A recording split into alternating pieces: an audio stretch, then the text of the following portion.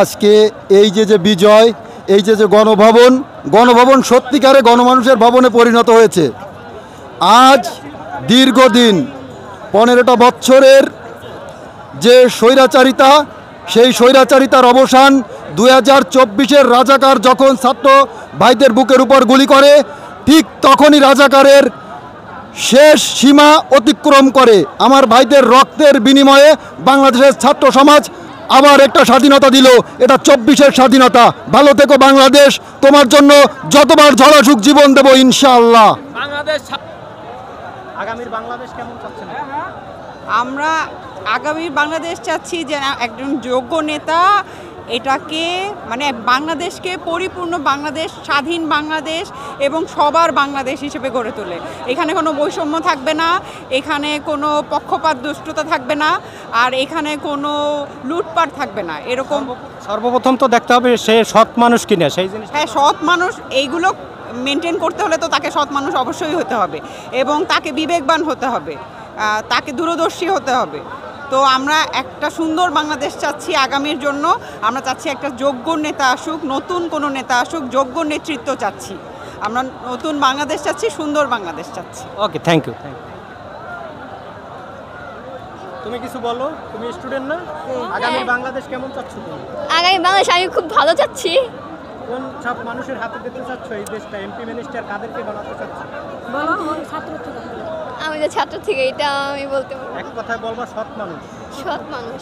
সৎ মানুষের হাতে দেশ তুলে দেবে। হ্যাঁ, বলো। সৎ মানুষ না হইলে তো এই দেশটা আবার সেই দুর্নীতি। হ্যাঁ, বলো সৎ মানুষের, বলো। আমি চাই যেন সৎ মানুষের হাতে দেশটা যায়। ওকে, থ্যাংক ইউ।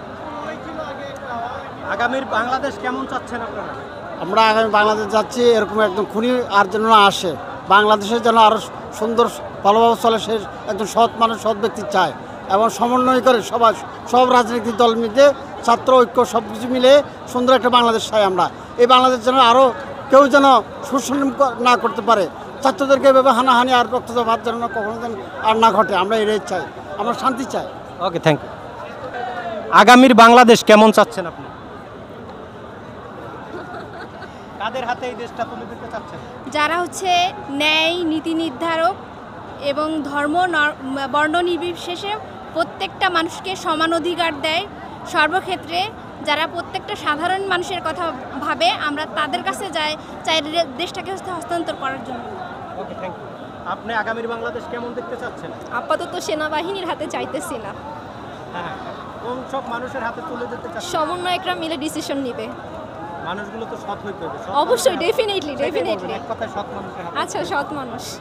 ওকে, আপনি আগামীর বাংলাদেশ কেমন দেখতে চাচ্ছেন? আমি চাই যারা সৎ, যোগ্য, ন্যায় এবং এই বিচার যে হত্যাকাণ্ড হয়েছে তার সুষ্ঠু বিচার চাই। সুষ্ঠু বিচারের মাধ্যমে এই দেশটাকে দেখানো দরকার, যারা এই 15 বছর যে দুঃশাসন চালাইছে, ভবিষ্যতে কোনো রাজনৈতিক দল বা কোনো নেতা যেন এরকম কোনো পদক্ষেপ না নিতে পারে।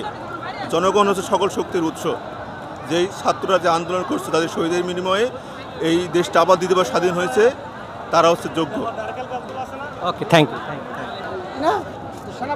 আগামীর বাংলাদেশ কেমন দেখতে চাচ্ছ তুমি? ভালো, আগামী দিনের বাংলাদেশ কেমন চাচ্ছ তুমি? অনেক ভালো দেখতে চাচ্ছি। সৎ মানুষের হাতে দেশ তুলে দিতে চাচ্ছ কিনা? তোমরা তো সবাই স্টুডেন্ট। হ্যাঁ, জি। এখন এই দেশটা তো তোমরা স্বাধীন করলা স্টুডেন্টরা। হ্যাঁ, এখন কাদের হাতে দেশটা তুলে দিতে চাচ্ছ? একজন ভালো প্রধানমন্ত্রীর কাছে, কারণ এতদিন যে ছিল তাকে আমরা বিচার চেয়েও বিচার পাইনি।